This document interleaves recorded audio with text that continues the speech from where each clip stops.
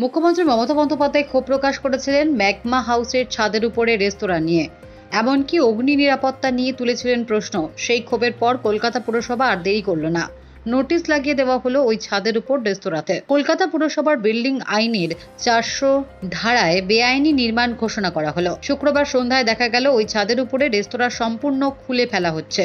কলকাতা পুরসভার demolition team পৌঁছায়, সম্পূর্ণ বন্ধ করে দেওয়া হলো ওই রেস্তোরাঁ। দীঘা থেকে ফিরে বৃহস্পতিবার যতুগৃহ বড়বাজারের মেছুয়া বাজারে দাঁড়িয়ে হোটেলের একাধিক বেনিয়মের কথা উল্লেখ করেন, আর সেই সূত্রেই নাম নেন পার্ক স্ট্রিটের ম্যাগমা বিল্ডিং এর। সেখানে একাধিক নিয়ম ভাঙা হচ্ছে বলে উল্লেখ করেন। সারপ্রাইজ ভিজিটে যাবেনও বলেন, আর বলা মাত্রই কাজ। মেছুয়া বাজার থেকে শটান ম্যাগমা বিল্ডিং এ মমতা, আর সেখানে গিয়ে রীতিমতো চক্ষুচড়ক গাছ। ঘিঞ্জি এলাকায় সেই বিল্ডিং, আর তার বাইরে সারি দিয়ে মজুদ গ্যাস সিলিন্ডার। একসঙ্গে গাদাগাদি করে 24টা গ্যাস সিলিন্ডার মজুদ করা রয়েছে সেখানে।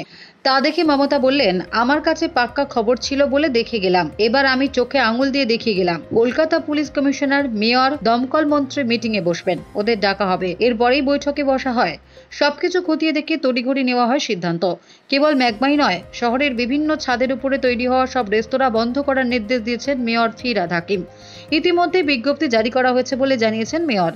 বড় ভিত্তিক রিপোর্ট তৈরি করে প্রতিটি রেস্তোরাঁতে নির্দেশ যাচ্ছে। পুরসভার তরফ থেকে স্পষ্ট করে দেওয়া হয়েছে, রেস্তোরাঁর জন্য বিক্রি করা যাবে না ছাদ। Bureau report, Durnibar Bangla news.